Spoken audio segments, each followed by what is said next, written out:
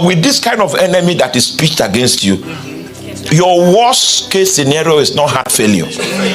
We are not even investing prayer in your heart condition. We are not investing prayer in your break condition. Our prayer investment is for your faith, that it fail not.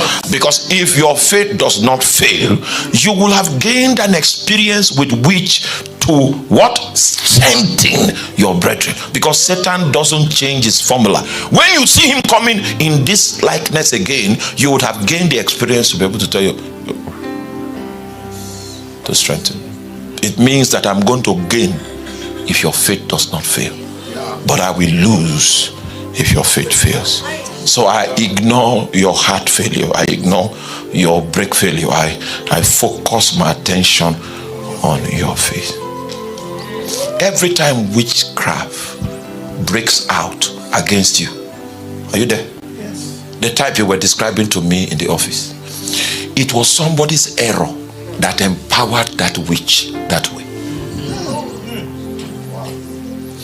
The reason why there was that authority to challenge, I don't want to say what I'm not supposed to. May the Lord help us. May the Lord. In fact, that this is a place where you speak in tongues and you don't interpret. It was a mistake. There was a mistake that created a vacuum that Satan filled and used to fight the purposes of God. And the objective was to ensure that your faith fails. And then people like this pray for you so that your faith. That's why we like them. Huh? Yes. They know when your faith. As powerful, we come and roar. They know when they roar, the roar lacks the touch of faith. They say, the way he roared today,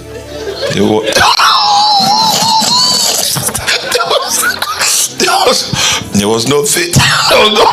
There was no faith. Satan knows that if he keeps resisting you consistently, the average believer will give him accommodation, give him space, and allow him to stay. That's what happens when faith fails. And I've seen faith fail in ministry, and great men have had to create accommodation for Satan. I've seen it. I've seen giants leave the ring